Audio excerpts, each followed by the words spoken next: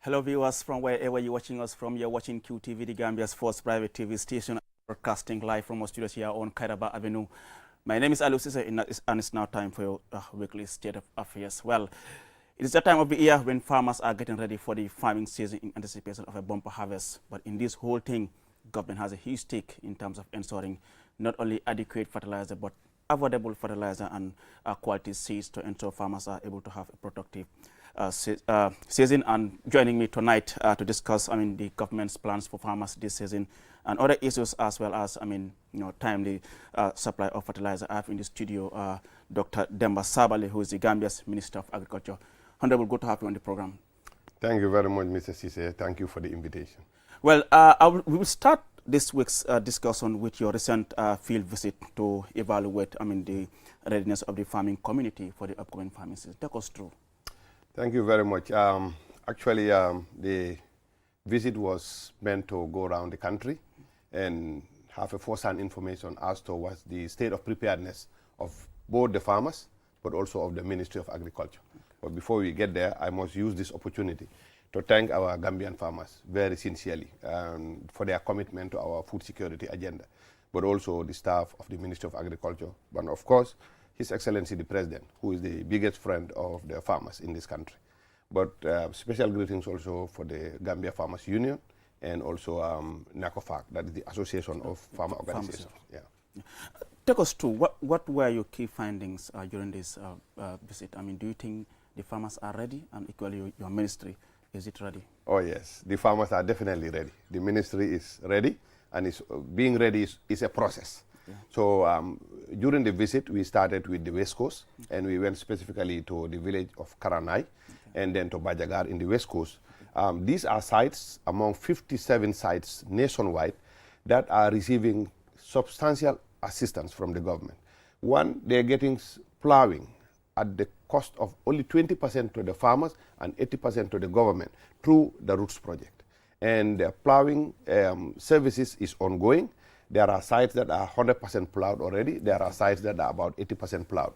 So plowing is ongoing. There are sites that have already started seeding.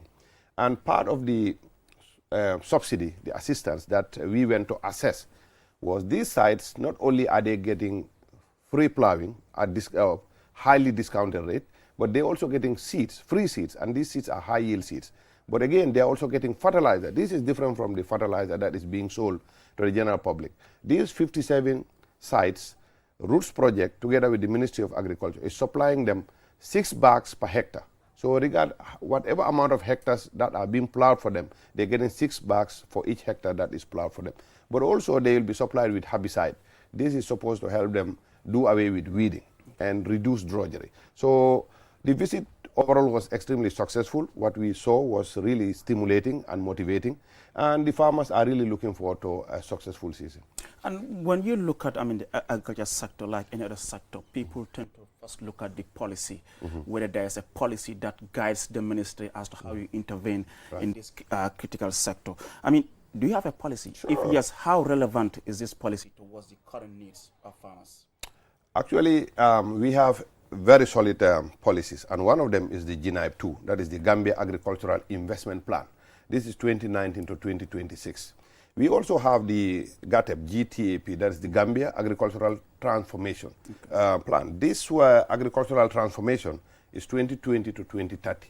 But of course, overall, also guided by the NDP, that is the Recovery Focused National Development Plan. Okay. These are the policy frameworks that we anchor on what we do.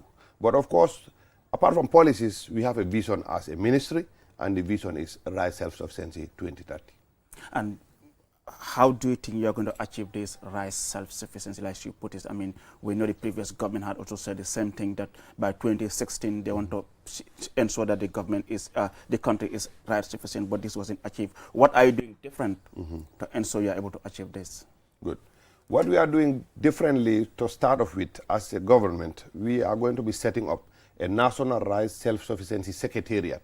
This secretariat is going to be funded jointly by the government of His Excellency the President and the African Development Bank.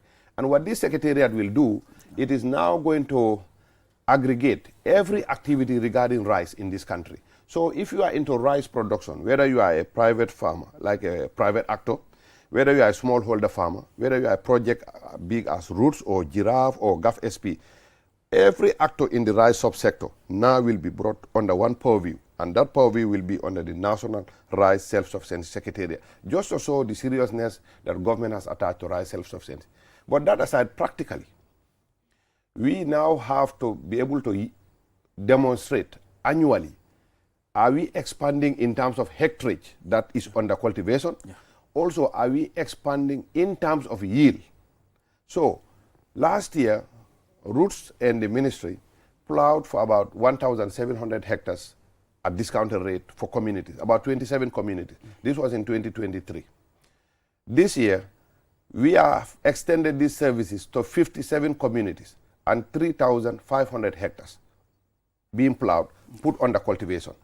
So this is the trend that we intend to continue, because the goal is to get to 20,000 hectares. But this is only one project, only Roots plowing 3,500. There are other projects that are doing similar works.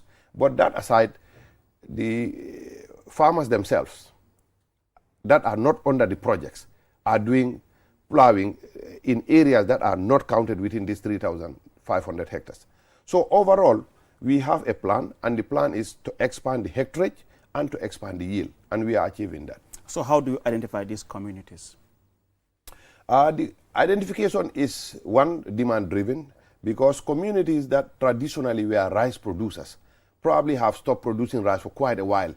Know these services are now available. They will approach our regional coordinators for Roots, but they will also approach our regional directors of agriculture. So in each region, we have a regional director of agriculture, we have a regional coordinator for Roots, but we also have a focal person for Giraffe and some other projects. So let's say, for example, Karanai, they will approach the team at West Coast, and then assessment are done, and there are a lot of communities that will apply. And the set criteria is the population there? Is it a known rice producing area? Is the ecology appropriate for rice production? And so many other factors. And once that is in place, communities are identified, and some of them are in their second year actually. We started this in 2023, and we intend to continue until we get to our target. I mean, you mentioned about communities that were well known for rice production, and all of a sudden it changed. Yeah. Do you know why? What is responsible for that? Yes, so many factors. Economically, the yields were very low. I mean, the traditional seeds we had in this country, the yields were almost less than 1 ton per hectare or 1.5 ton per hectare. This was never sufficient to feed a huge family or even to have a surplus to sell. So there were a lot of disincentives to go into that. Again, we had communities that had a lot of salt intrusion into their fields. And that has made communities to just abandon rice production. Other factors included migration. A lot of people from the rural area, traditional fields, moved into the combos, so a lot of the young people. But again, the drudgery remains the same. The work on the field has been back-breaking for quite a long time. And today's generation will not be drawn into that. So there are so many factors that led to the decline, but these are some of them.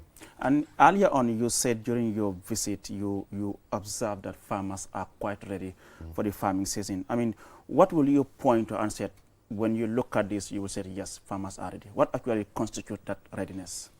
Well, the readiness is one. They are so excited about the services that are offered, that is the plowing service, and they're even demanding for more, even though they know this year this is what is within the box, but they're even demanding for more. And some of them have even started their seeding already. They've started cultivation. And the excitement is palpable in the farmers. I mean, they spoke on TV, they spoke to us, they spoke to everybody. So you could see how much they are willing to be on the land and how much ready they are. So it was palpable. It was actually very tangible with the farmers. And what about those communities that are not benefiting perhaps from the Roots project, and yet, I mean, they are looking forward to having some of this support to boost their agricultural activities? I mean, in what ways are you trying to support them as well? I mean, like you said, I mean, you can provide the tractors and all those things, but perhaps they are not accessible to all the farmers. That's true. Yeah. Actually, apart from the projects, Roots project, Giraffe project has procured seeds and is distributing high-yield, climate-smart rice seeds to every Gambian farmer that is interested in rice production, and from Banjul to Basse, at no cost. And maize as well? Yes, they are also distributing maize seeds for the entire country at no cost. And in fact, there is distribution of groundnut seeds limited because, of course, it's not possible to have a lot of that.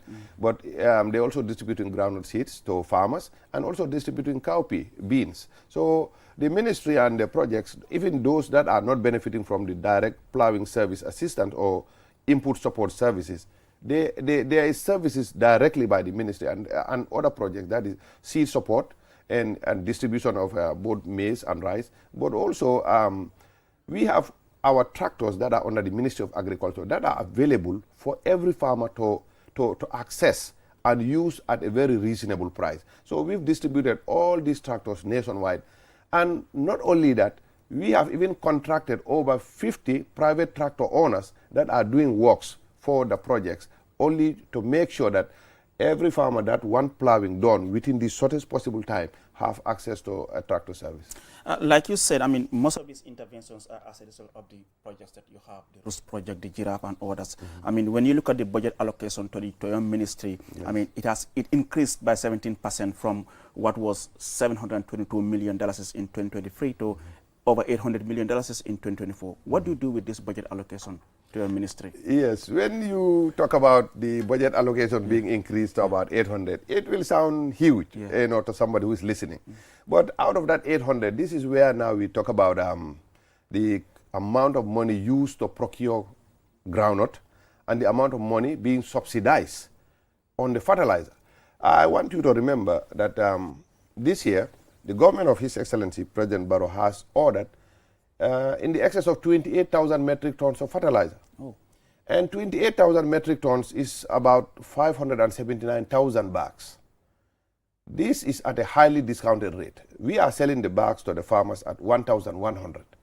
Even compared to last year, it was 1,150. So this year is even a little less compared to last year, $50 a discount. But that is on top of the already 50% discount from its original amount. Because even when we were selling it last year at 1,150, it was already highly discounted. So this $800 million you talked about, part of it is used to subsidize the fertilizer. Part of it is, in fact, it cannot be used to buy peanut, because last year the government spent $1.5 billion to buy about 35,000 metric tons of groundnut. So, in fact, the 800 million is not even enough to buy the entire groundnut that was produced in this country, talk less of the subsidy on the fertilizer. But one can say at least there was an improvement in terms of the budget. Oh, yes. Yes. No, we give credit to the government, and I thank the entire cabinet for the support, and His Excellency the President, but also the Minister of Finance. The budget has increased, and like you rightly quoted, 17%. And what that shows is government's commitment, even though the projects, and this is not typical of Gambia alone, most African countries, agriculture and health and education have to be supported very well by our donor partners. And government does its best. And typically, Gambia government is doing its best to move these three sectors very well. But specifically with agriculture, the budget increase is a sign of commitment. And I think it's evident that morally and psychologically it has boosted the farmers. They've understood government's commitment. And I think now the entire country is focused on this rice self-sufficiency agenda. It's almost sinking in the population that we must get back to the land, we must cultivate rice, because it's not sustainable to keep the current import rate. I mean, the demand on our foreign currency is a challenge, but also the uncertainty. In fact, that's the main thing. So how do you react to some people who will say, the government could have done better in terms of further reducing the price of fertilizers from 1,100, maybe to 900 or 800, because farmers are really struggling to access this fertilizer. Yes, fertilizer might be available, but having the means to buy the fertilizer is another issue. Well, how do you react to that? Actually, I don't think they are struggling to access or afford. Even if you had sold the fertilizer at 900, there will always be people who would say, look, I think the fertilizer should have been 600. The fertilizer should... there will always never be the right price except free. Even if you make it free, There will be others that will have an issue with it, that probably should have been delivered to their homes. So yeah, I mean, that's the fact. Yeah. So this is a reasonable price. If the government can pay 50% for you, and you only expected to pay another 50% and get on the land and produce something that you are going to feed your family and sell excess to better the economy of the country, I think the government has done its part. The other thing you mentioned, we'll get back to other issues regarding the sector, but let's just focus on the projects. I mean, we know over the years, I mean, Ministry of Agriculture has implemented several projects related to this sector, but sustainability post the projects is always a problem. You go back to most of these projects, it's like they've never existed before. Under your tenure as a minister, what are you doing to ensure post these projects, the impact is felt in a couple of years to come? Yeah, and that's a very important question, and it's a dimension that we take very seriously, because not for only the ministry, but as a country, if we cannot sustain what we have gained, it means we will always be on a reverse mode. So for agriculture specifically, let's say, for example, this plowing services, these rice seeds that we are supplying, and also the fertilizer that is different from the one being sold, the free fertilizer. Let me just make this clear. This year alone, the ministry and the government will give over 18,000 bags of fertilizer at no cost to farmers, because the sites, the 57 sites that are identified to benefit from the plowing, they will also be given 6 bags per hectare that is plowed for them. So that will be in the excess of between 18 to 21,000 bags of fertilizer to be given. But coming back to your question of sustainability, with the current phase, what we do for all these benefits, the government is doing 80% with the Roots project and other projects. The farmers are doing 20% on 4th year. The 2nd year, the government 50% and the farmers are doing 50%. The 3rd year, the government is doing 40% while the farmers are doing 60%. So it's like a wind down kind of phasing out kind of a policy. Okay. That way they understand, okay, this is where we are. Eventually these people are going to phase out. But again, when benefits are tangible, people are going to try to sustain it, because the amount of rice that the beneficiaries of last year got, we went to source and saw us their rice they harvested from last year. They have consumed their own rice for a year and to the Lumo to sell and buy so many other stuff. So that's one thing. On the aspect of crop production, let's say for vegetable garden, sustainability, there are committees that are put in place for every, we don't even call them garden, we call them agribusiness centers now. It's either youth-led agribusiness or women-led agribusiness. And these ones, they have committees that are, sustainability is center in their works and in their plans. So that's been factored in, and I think both the projects and my technical staff are fully aware of this, something that has haunted the ministry for a long time. And we think this is about time to end that unsustainability way of doing implementation. Well, viewers, you're watching QTV, and this is your weekly State of Affairs program with me, Aliou Ceesay. My guest this week is Dr. Demba Sabally, the Gambia's Minister of Agriculture. We'll go with a short break, and when we return, discussion continues. Do stay tuned. Looking for internet for your free videos, pictures, chats, work, and school projects? Think Free Night Browsing. QCell's Free Night Browsing lets you browse the internet for free. Oh yeah. Get a data SIM, recharge a minimum of $500 and enjoy free browsing after 24 hours from midnight to 6 a.m. every night for 30 days. QCell, Sunubus. We innovate, others follow. It's happy time. Get 50% off all calls to any network. Enjoy calls every day to any network from 6 a.m. to 10 a.m. Is it too good to be true? QCell. We innovate, others follow.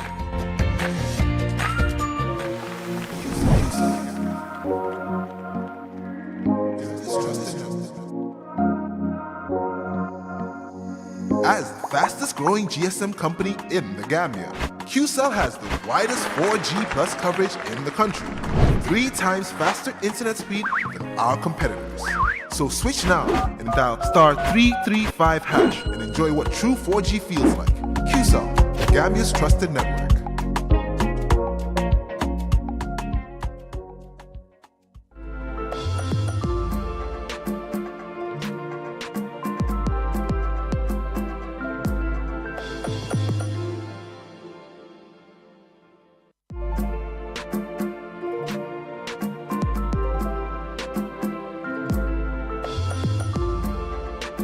QCell SIM card for free. Yes, absolutely free. Walk into any of our customer care centers and get a SIM free of charge. With a QCell SIM card, you can get the fastest and the most reliable internet plus wide range of amazing services. So rush now to any of our care centers and get a free SIM now. For more information, call our customer care on 111.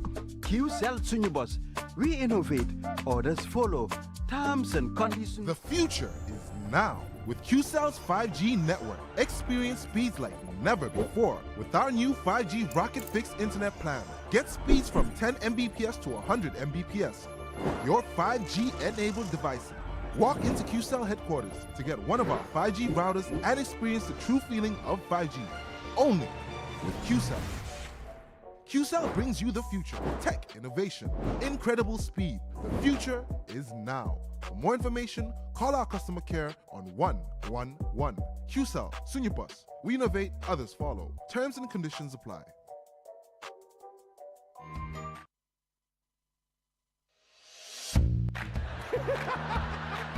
It's happy time. Get 50% off all calls to any network.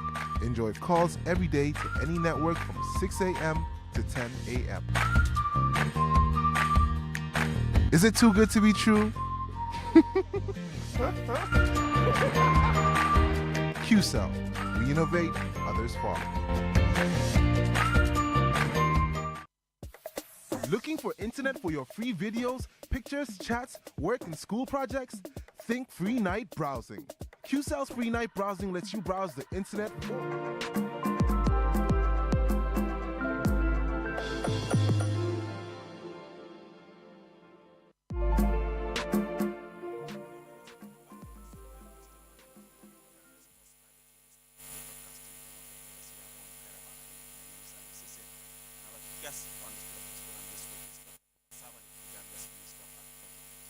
Doctor, earlier on, I mean, you were trying to highlight some of the challenges that farmers face. I mean, you talk about the issue of salt water intrusion into these rice fields. I know, for example, in Badibu, Ilyasa, and communities are affected by this. I mean, what is your ministry doing to help address this? Thank you very much, Mr. Cisse. Actually, salt intrusion is a global warming phenomenon, and Gambia is no exception to this challenge. As a ministry, we are doing adaptation measures. You cannot stop the salt water intrusion, but what we can do as a government is to find a way to live with it. Working to introduce salt-tolerant rice varieties. And we are working with ICB, that is the International Center for Biosaline Agriculture. They are based out in the UAE. These are highly specialized institutions only on crops that thrive and survive and do very well in saline ecologies. So that is one of the measures that we are focused on to be able to adapt to saline intrusion.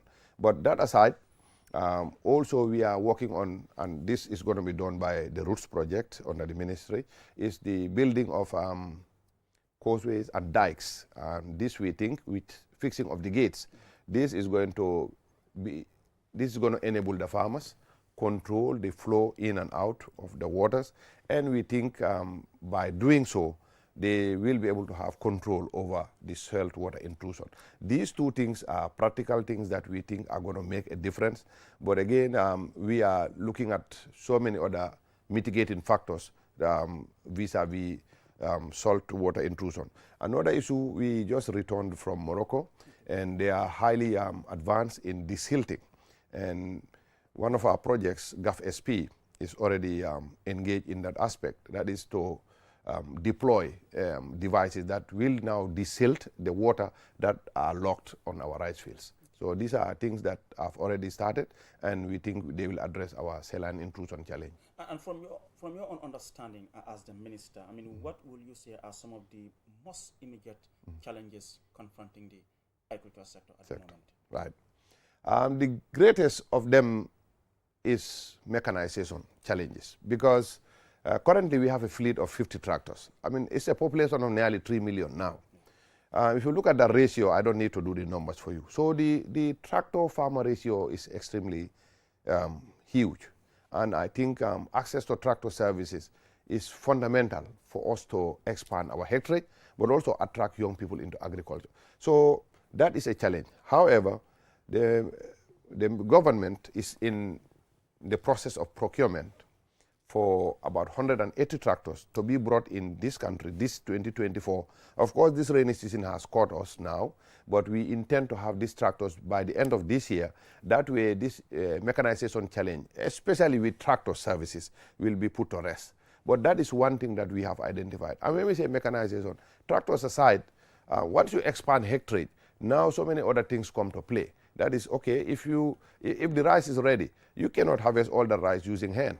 You must now go ahead and start having combined harvesters.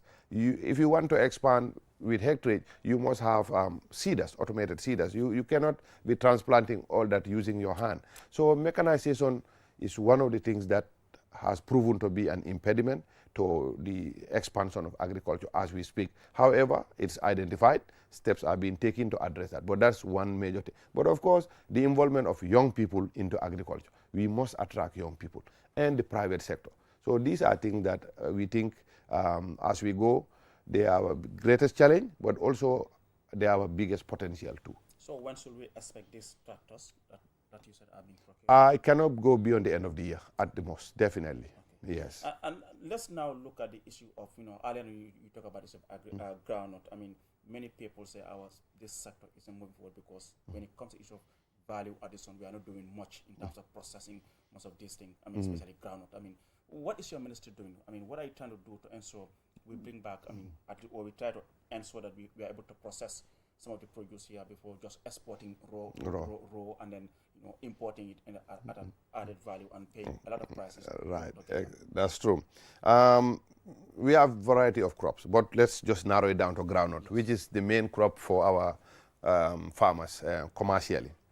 I have been reliably informed by GGC that hopefully by the end of the year, they should be able to process the nuts to a level of at least crude oil. And this would have been a step further. And they can export the crude oil. If finally refined, it can be back on our source for consumption. However, the entire goal of GGC is to have the groundnuts processed to the level of crude refined oil.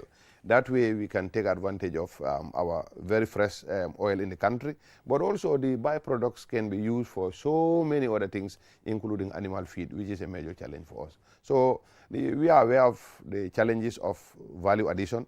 This is an area that actually, like I always tease the Ministry of Trade on industrialization and employment, that my role is production. As a Ministry of Agriculture, our mandate is to expand on production. And that is where the private sector, where the Ministry of Trade comes in. That's where now we talk about value addition and export and import. The private sector must come into play. And I have identified private sector as a challenge for our sector. Like their less involvement in agriculture has proven to be a challenge. Of course, now we have big players coming in the likes of Jazz, in the likes of Maru Farms and others. It is really a plus. But I think this is where the private sector, this is where the Ministry of Trade should now come in and work towards industrialization of what we produce. The Ministry of Agriculture's main mandate is increased production. At what level are you? Because you're talking about the issue of the private sector. I remember a couple of months ago we had a delegation from Korea who were here, and then they have expressed their interest in the rice sector. At what level are you in terms of that project? Okay, well, the Korean project is taking off, and it's taking off very, very well. It's a $13 million project. The project is mainly on seed multiplication. Their goal is, they've introduced a seed variety here, ISRI 6 and ISRI 7. This seed variety is high yield, and also it's resistant to a lot of climate change vulgarities. So what the project is doing, the Korean project, is to keep on distributing these to our seed grower association members so that this seed becomes the dominant seed in the country. Because there are farmers that are now even having up to 7 tons per hectare from those rice seeds from the Korean government. So the Korean project is doing very well. They are based in Sapo. Their experts are here. In fact, they were in my office yesterday. And they are doing very well. The seed distribution is taking place, and very soon it will become along with other seeds, a dominant seed on our fields, and I think that is going to be a game changer. I mean, it's one thing to encourage farmers, I mean, to go back to the land and grow what they eat and eat what they grow.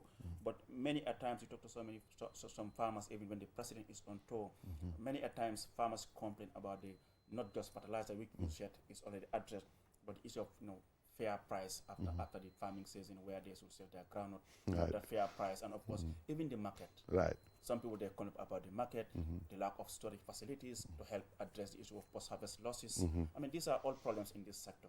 Yes. What are you doing to help address, if not at the same time, but help address some of these key challenges for farmers? Yeah, well, unless we talk about almost every crop in this country, but if let's narrow it down to groundnut and rice specifically.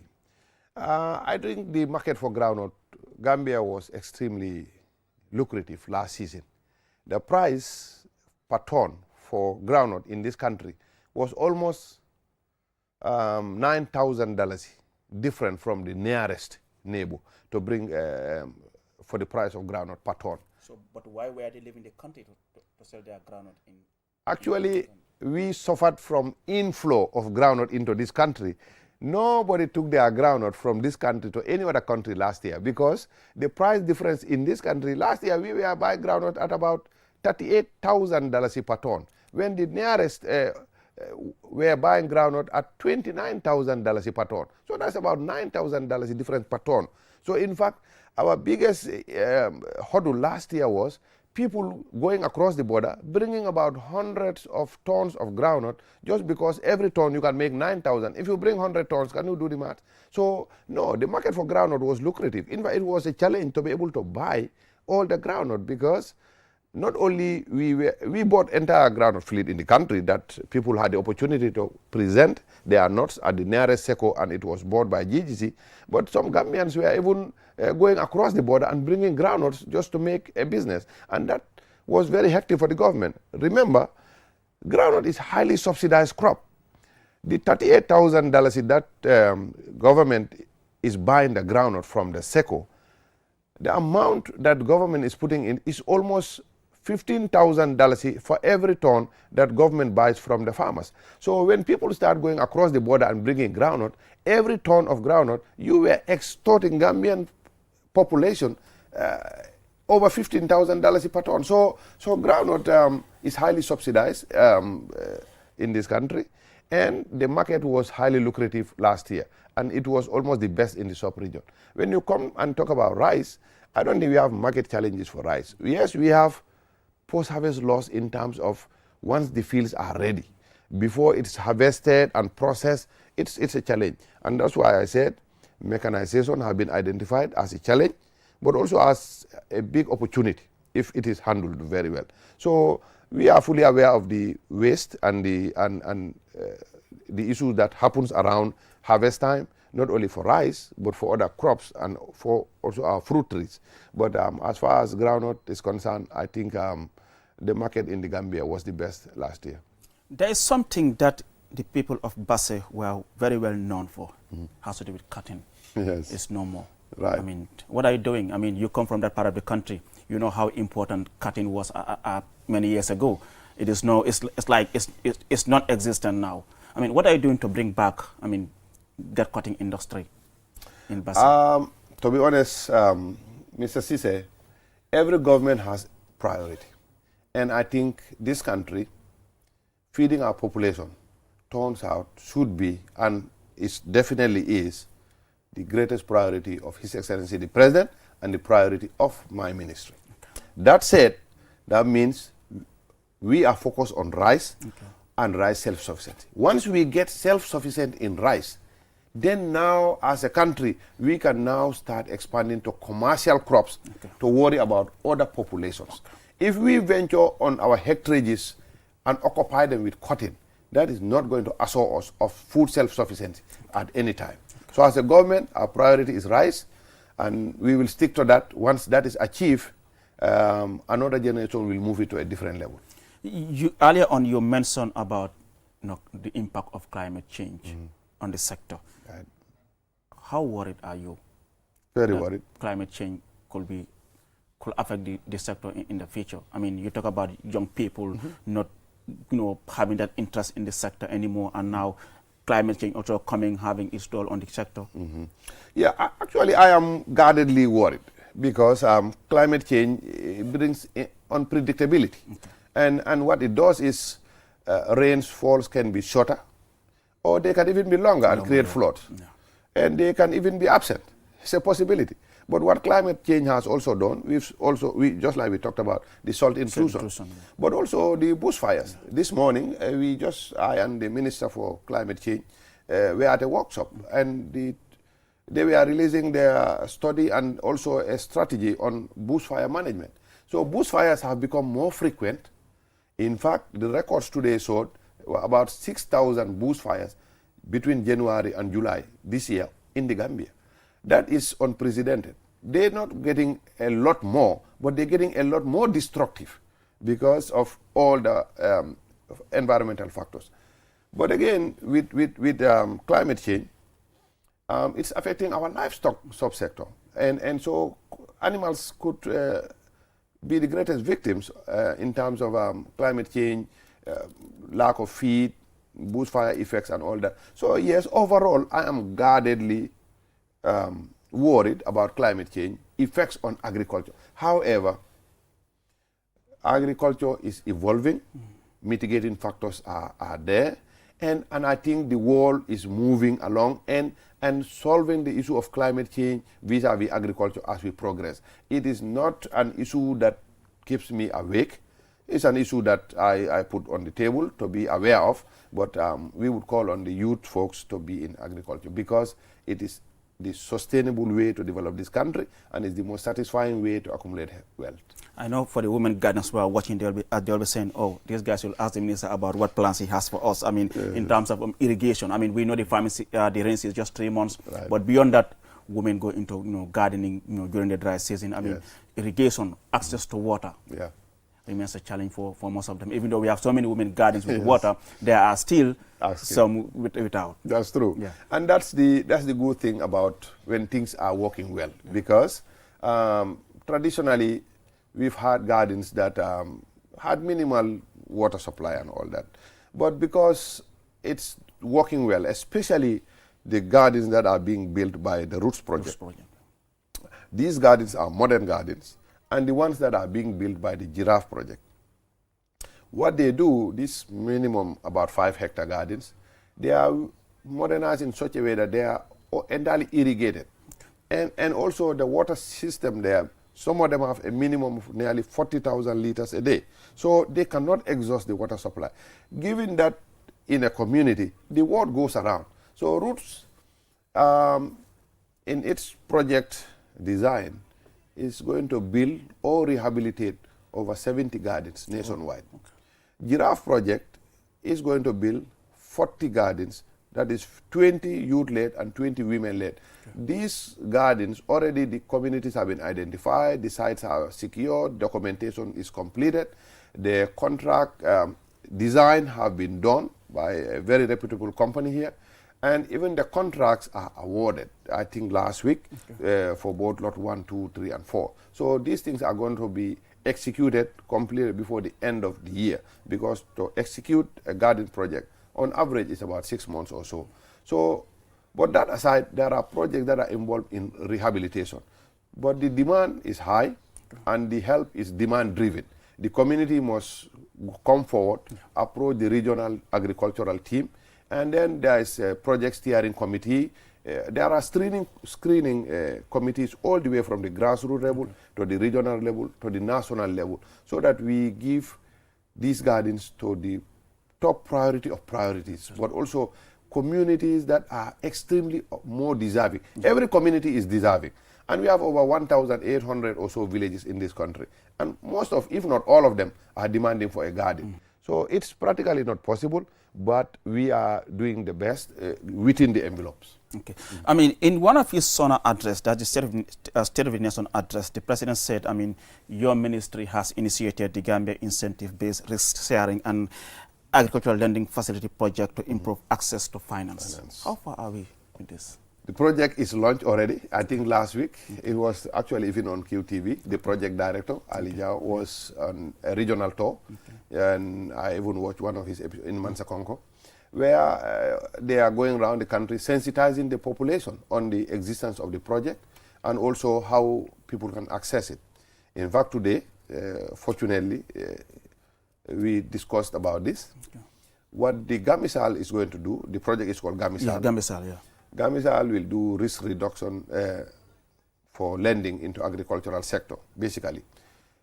The project works directly with commercial banks. So if, let's say, journalist Aliou Cisse wants to start a garden in Nyomi and buy 5 tractors, he approaches a commercial bank, not Gamisal, and take a loan of 5 million. But most likely you would belong into a cooperative society or a group. And what Gamisal will do now is to guarantee 70% of your loan at the bank. So now the bank will not require you to bring lease compound document. And also the interest rate has to be very low because now your risk is very low. Even if, because your principal, 70% of the principal loan is guaranteed by the project and the government of the Gambia. So once the project start working with commercial bank, access to agricultural loans is going to be widespread. The access is going to increase because almost a lot of, if not all, the commercial banks are going to get involved, including even the central bank is part of this whole thing. So the Gamisal is already functional, and we are yet to do, like say, a national launching, but that doesn't stop it from starting its mandate, and they just finished a tour of the nation to do sensitization. And aside from that, how do you help farmers identify the right crops, I mean, to use, I mean, in that particular area? I mean, because it differs. I mean, perhaps groundnut might not do well in CRR, but it might do well in LRR. Right. So how do you help farmers to, you know, to be able to identify which crops is more suitable for their particular area? Because that's a problem. Sure. I mean, because of that, because, you know, you plow or cultivate the wrong crop in your area and it doesn't work well, and you know, it becomes a challenge. It becomes a challenge, and then the blame comes back to, you know, the ministry, that the ministry is not supporting, or the fertilizer is not good. Wasn't good, yes. Actually, we always hear this kind of thing. But one thing you should know is the Ministry of Agriculture, through the DOA, the Department of Agriculture, is one of the most technically competent departments in this country. And they are very widespread. We have their headquarters at Fajara, but they are in every region, including urban agriculture. We have a directorate for urban agriculture, that is Banjul and KMC, and then we have West Coast all the way to URR. Oh, really? Urban agriculture? Yes, we have we have directorate of urban agriculture, and this is something because there is a lot of agriculture in the urban area. All these rice fields you saw around Kotu area, these are women that are highly organized, and they are supplied seeds by the Ministry of Agriculture. And they also benefit with all these benefits that we are talking about. We are not only focused on URR, CRR. There are a lot of potential in the urban area. So yeah, there's a directorate of urban agriculture under the department of under DOA. So yes, what we do is we have extension staff all the way to the village level. There is no district in this country that does not have an agri extension staff. So farmers understand that very well. But also, we have nearly 25 mixed farming centers spread all around the country. In this mixed farming center, they have their sample plots there. And that is like a clinic for the farmers, just like how the patients go to a clinic. These 25 centers are almost like clinic for the farmers. And the mixed farm, the extension staff, not only in the mixed farming center, but we have them, some of them in almost all the major villages. And that aside, currently, we have a project funded by the Islamic Development Bank, ISDB. It's a $1 million project that is doing soil fertility mapping. Because traditionally in this country, we've never, in fact, I think the last soil studies here was in the 70s and 80s. Wow. So it's obsolete. This soil fertility mapping, what it will do is, it is going to map the entire Gambia and map the soil fertility equations, and what that data will now be accessible worldwide. You can, wherever you have internet, you should be able to access a village, let's say for example, Bondali, and you will be able to get information as to the soil fertility realities of that area and what crops do well. But again, that aside, for farmers that are not technologically exposed to that level, let them take advantage of the availability of their staff of the Department of Agriculture that are located in every district in this country and in every mixed farming center in this So when are we going to have this thing in place? Well, the soil studies have started. So once it is done, the data will be available on the Ministry of Agriculture website or the CPCU website, and then everybody, it's going to be public information. But for now, the soil studies is in progress. I mean, earlier on, I mean, we mentioned some of the challenges. I mean, the issue of land, access to land, also is a problem, I mean, for many farmers. I mean, for some of us who come from the provinces, we know how we struggle to get land to farm. I mean, some people even cross the border into customers, I mean, just to have access to land. That's I mean, true. how do you think we should be able to address this? The issue of the land tenure system in this country. Right. Well, land tenure is cross-cutting. Fortunately or unfortunately, how land is managed is not under the Ministry of Agriculture. Exactly, yeah, I know. It's under the Ministry But it's of having Lands. a direct impact on your It has sector. a realistic Yeah, impact on your sector. on our sector. Yeah. And I think the good thing is we are working together collaboratively on this challenge of access to land.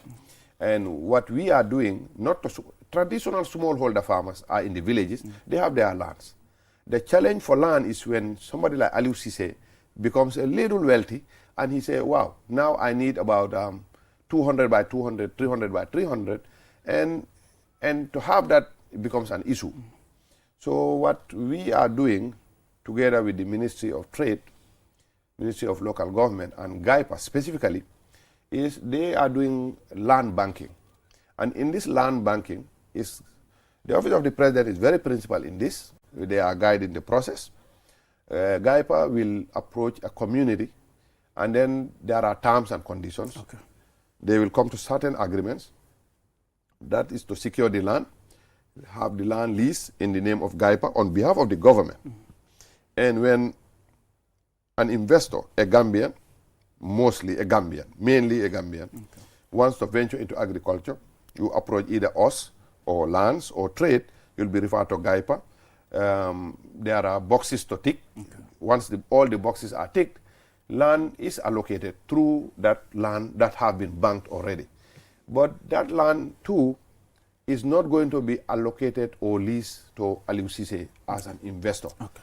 What they will do is right to use. They will allocate the land and say right to use for 25 years, but failure to put under production for a year, 2 or 3, this right is revoked. Exactly. So we cannot give that right to production for you for 25 years, and then you go and sit for the next 5 years, nothing is happening, and obstructing other people, given the fact that there is very little land in this country. So already we are doing land banking, and that is mainly for investors. For smallholder farmers, it has not been a major problem. But for women, that is a problem.